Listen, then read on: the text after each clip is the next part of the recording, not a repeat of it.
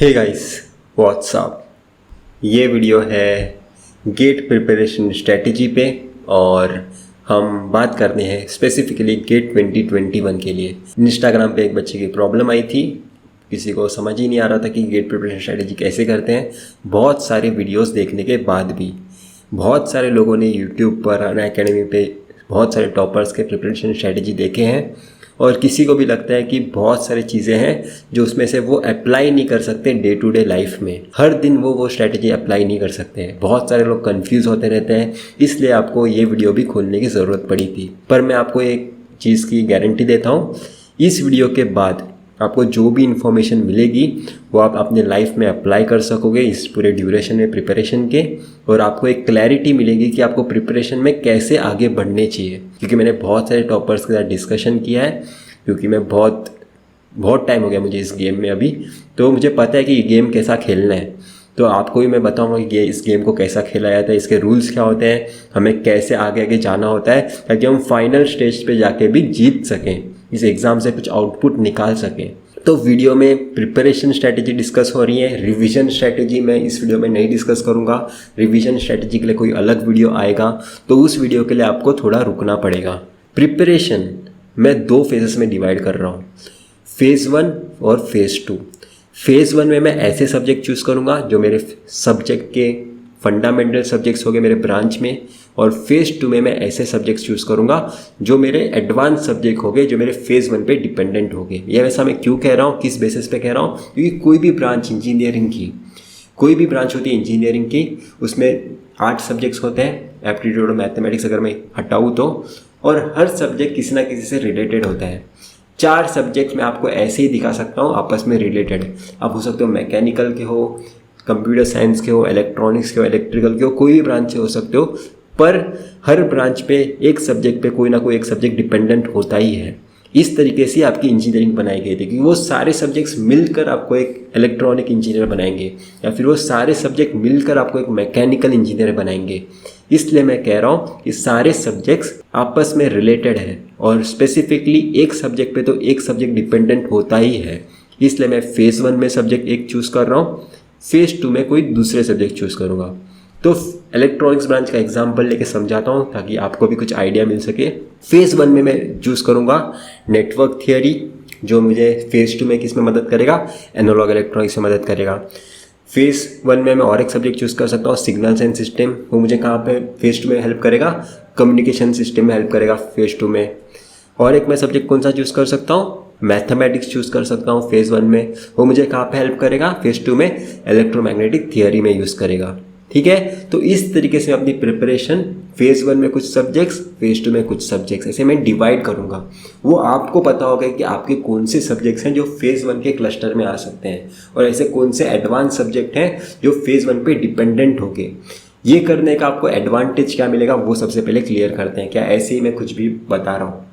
Advantage आपको ये मिलेगा, फेज़ 1 के प्रिपरेशन के बाद हमें वो सब्जेक्ट रिवीजन करने में बहुत ज़्यादा पेन आता है। हमें लगता है कि वापस से वो चीज़ रिवीजन करना मतलब टाइम वेस्ट करना। इस बार आपको रिवीजन करने की ज़रूरत नहीं है। जब आप फेज़ 2 में एडवांस सब्जेक्ट करोगे तब ऑटोमेटिकली आपके फेज़ 1 के सब्जेक्ट्स क्या हो रहे हैं, इस बार रिवाइज हो रहे हैं। आपको क्या एडवांटेज मिला, आप प्रिपरेशन ही करते जा रहे हो, पर साथ ही साथ पहले के सब्जेक्ट्स की ऑटोमेटिक रिवीजन होती जा रही है। कुछ जगह पे रिवीजन की ज़रूरत पड़ेगी, उसके लिए हम अलग वीडियो बनाएंगे, पर आपने एटलीस्ट 20% ऑफ रिवीजन को रोक दिया। आपको वो रिवीजन करने की ज़रूरत नहीं, मतलब जो रिडंडेंट रिवीजन आप कर लेते बार बार, जो आप एलिमिनेट कर सकते हैं अपने लाइफ से, वो आपने इस बार एलिमिनेट कर दिया। तो इस तरीके से अगर आप प्रिपरेशन में आगे जाओगे तो आपको रिवीजन की कम नीड होगी, और जहाँ पे नीड होगी वहाँ पे ही करोगे। ये हो गया प्रिपरेशन की बातें। अब बात करते हैं टेस्ट सीरीज़ की बातें। अगर आप जुलाई से ही फ्रेश प्रिपरेशन स्टार्ट करने वाले, अगर आपने कोई कोचिंग लगाई या फिर लगाने वाले हो, तो आपको बहुत कम टाइम मिलने वाला। प्रैक्टिकल रहते हैं, कम टाइम है बाकी लोगों के रिस्पेक्ट में। बहुत सारे लोग, बूढ़े लोग भी है इस कंपटीशन में, बहुत सारे 2-3 सालों से भी प्रिपेयर कर रहे हैं, तो ऑफकोर्स उनका थोड़ा पगड़ा ज़्यादा भारी है।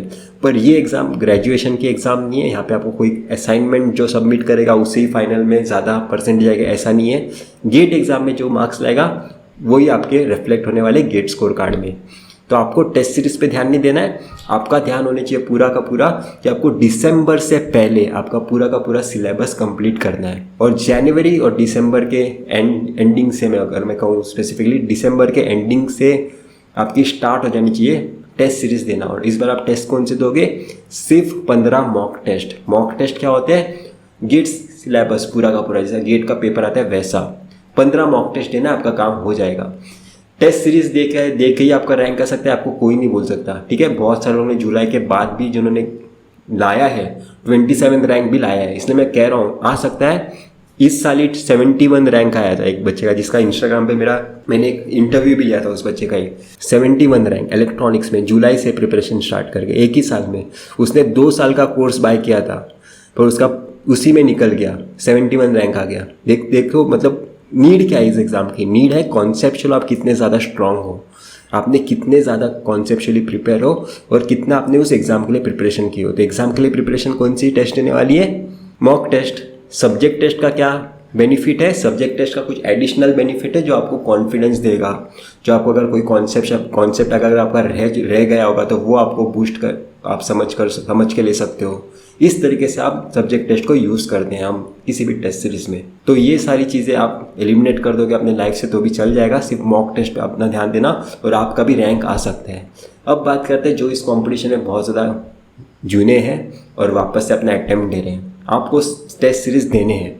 टेस्ट सीरीज़ देने कैसे है वो मैं आपको बताता हूँ। सब्जेक्ट टेस्ट आप कब दोगे वही मैं बताऊँगा। टॉपिक वाइज टेस्ट का कुछ इतना ज़्यादा इंपॉर्टेंस है नहीं, उसमें बहुत ज़्यादा इररिलेवेंट क्वेश्चन भी होते हैं, इसलिए मैं वो बातें नहीं करने वाला हूँ, क्योंकि टॉपिक टेस्ट बहुत सारे क्लासेस के ऐसे ही बना देते हैं, कुछ भी बनाते हैं। सब्जेक्ट टेस्ट में अच्छे क्वेश्चंस होते हैं, तो सब्जेक्ट टेस्ट आपको कभी देना वो बताता हूँ। कोई भी सब्जेक्ट जब भी आपको फील होगा कि ये सब्जेक्ट मैं अभी भूलने वाला हूँ, तो वो भूलने की जब फीलिंग आती है तब आपको वो सब्जेक्ट टेस्ट दे देना है। अगर आपको मैं एवरेज डेज बताऊं तो आज मेरा अगर कोई सब्जेक्ट खत्म हुआ तो ये सब्जेक्ट खत्म होने के 15 दिन बाद मैं उस सब्जेक्ट की टेस्ट दूंगा बिना रिवीजन किए, ताकि मैं उस टेस्ट सीरीज को एज ए रिवीजन यूज़ करूं। तो सब्जेक्ट टेस्ट को एज ए रिवीजन यूज़ करना है। बहुत ज़्यादा सिंपल रखी है मैंने प्रिपरेशन स्ट्रैटेजी, ताकि आपको भी उसका बेनिफिट उठा सको। रिवीजन पे अलग वीडियो आएगा, ऐसे सीरीज़ आते रहेंगे वीडियोस के, ये मैं ज़्यादा कॉम्प्लिकेट नहीं करने आता। अब आपको एक आइडिया मिल गई होगी कि आपको प्रिपरेशन में कैसे जानी चाहिए, सेल्फ स्टडी को कैसे करना है, वो सारी चीज़ें आगे हम डिस्कस करेंगे धीरे धीरे, या फिर आप मुझे इंस्टाग्राम पर पूछ सकते हो मुझे और क्या आपको अगर डाउट होगा तो इतना ही था इस वीडियो में। हम फिर मिलेंगे किसी वीडियो के साथ। Till then